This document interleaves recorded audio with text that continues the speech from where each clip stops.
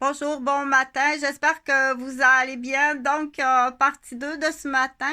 Je vais faire une vidéo sur l'impact du dérapage. Là, je vais le faire pour les femmes, mais le dérapage humain, quand on dit dérapage, c'est très franco-québécois, une expression qui peut ne pas être compris. Donc, je vais essayer de faire la traduction quand on dit une traduction non du français à l'anglais, mais une traduction, on appelle ça franco-québécois, un langage facile à comprendre pour la moyenne des gens, pour que ce soit facile à comprendre, et des expressions qu'on appelle des inside, des expressions qui sont populaires pour la capitale de Québec, qui est très différent à Montréal. C'est très différent le parler, la mentalité. Donc, c'est comme dans n'importe quelle région. Il y a une différence au niveau de la culture, mœurs, pratiques, éthiques et culture. Ça, on est habitué au niveau international de comprendre qu'il y a des différences au niveau des pratiques, que ce soit dans la sphère, dans les activités plus faciles à comprendre quand on commence soit par ordre alphabétique selon l'auditoire ou la personne qui présente le projet vidéo ou qui écrit le livre. Tu peux l'écrire soit par ordre alphabétique ou bien tu peux y aller par ordre de haut en bas, un peu comme un examen médical, ou y aller par d'autres vont y aller par des chants, les chants principaux là, en ordre d'importance pour te rappeler à ce moment-ci que le sujet de quoi que je parle présentement, parce que là c'est comme si j'aurais ouvert des puces sur l'ordinateur pour une énumération. Donc ce que j'explique, c'est que dans les mœurs, pratiques et éthiques au niveau international est plus facile à comprendre, qui sont différents. On va partir avec l'Église. On n'a pas tous les mêmes mœurs, pratiques, éthiques et pratiques et croyances au niveau des églises. Sans dire que je ne suis pas là pour faire un jugement, qu'est-ce qui est bon, qu'est-ce qui n'est pas bon. Parce que le sujet, c'est différent selon certaines régions, selon certains pays, selon certaines races, selon certaines éthiques, pratiques, croyances, au niveau des religions. Ça, c'est au niveau des religions. C'est ça que j'expliquais. Au niveau international, là, on comprend mieux. Hein? Si on nomme le nom des églises, on va dire, mais il y a des temples, il y a des cathédrales, il y a des mosquées, il y a des chapelles. Donc, les noms sont différents selon l'information qui est enseignée, l'enseignement et la pratique.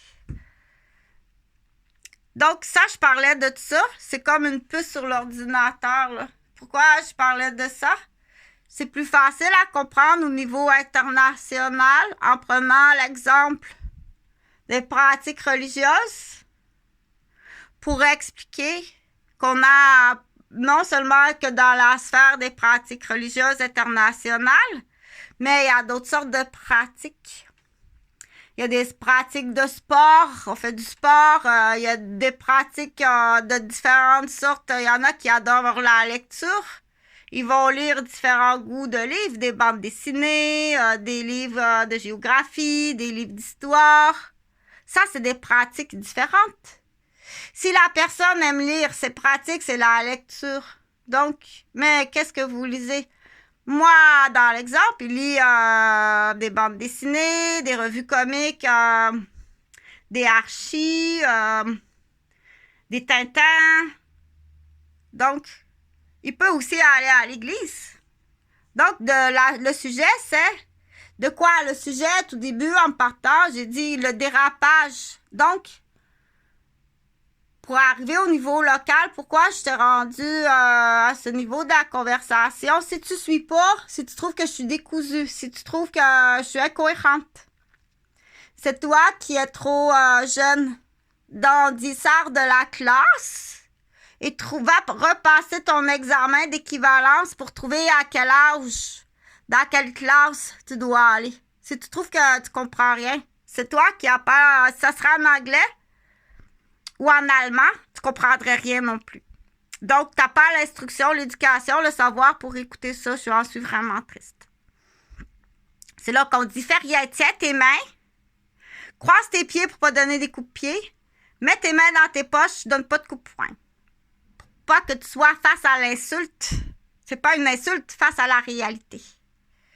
Donc, tout ça, là, 6 minutes. Ça fait juste 6 minutes que je parle à la vidéo. Ça fait pas toute la matinée.